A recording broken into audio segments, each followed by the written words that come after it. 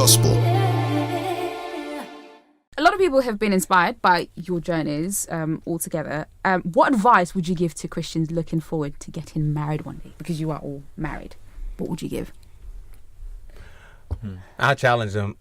Like for those of you that think you want to get married, really think long and hard about what marriage is. Marriage was not established by man. Marriage is not just the wedding bells with the white dress and a suit. Wedding or marriage is something that has been established by God, and He has a purpose for marriage. You read through Ephesians 5, and you see the call that He has for men in marriage, and then the response that He has for women in marriage is not something to be taken lightly. It's something that honors God, and it's a reflection of a greater revelation that we experience as the bride of Christ.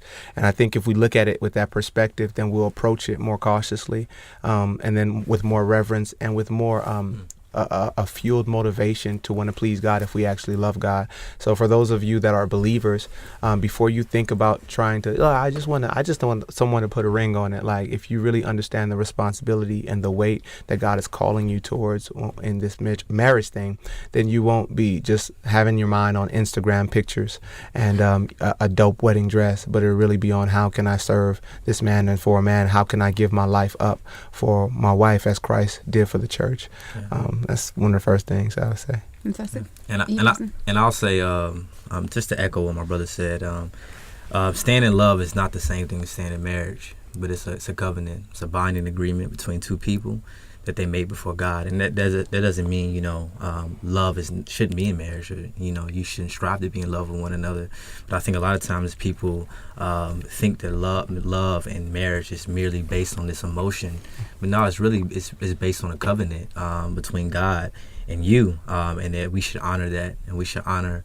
We're going into a marriage knowing that I'm going into this marriage with my heart fixed on honoring and serving this person better than myself, And I think that if you do that, I think that everything kind of falls on that, because marriage is supposed to be a picture of the gospel, a God, Christ, who came to this earth to give Himself up for His church, and He did that selflessly. He didn't do that with any expectations of getting love back. He just did it for us while we were yet sinners. Christ died for us. So I think in marriage, it has to mimic that, and it has to mirror that. We have to be ready to sacrifice and give ourselves up for our spouses. Yeah, and I'd like to just quickly speak to the singles in the sense of who dangerously have their heart set on marriage and are sure that they are going to get married. I would just say, hold all your desires loosely.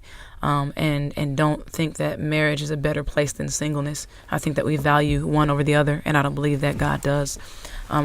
And I would say do your best to get to the point to whatever God's will is for you, that you're able to be content. And contentment always doesn't necessarily mean, I'm happy, but you learn to get to that point because you believe that God has not reserved anything but His best for you.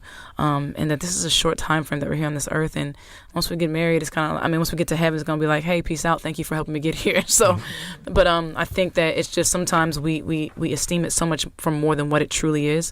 And I would just encourage you, if you are single, I would encourage you to really not hold so tightly to that. Have your desires. Don't let your desires supersede the will of God for your life. And don't be upset or think that God doesn't love you should He not grant you marriage in this earthly time frame. Glorify God with everything that you have and everything that's within you, and let that be the focus. Wow. My. Wow, that's a word. That is a word right there. Premier Gospel.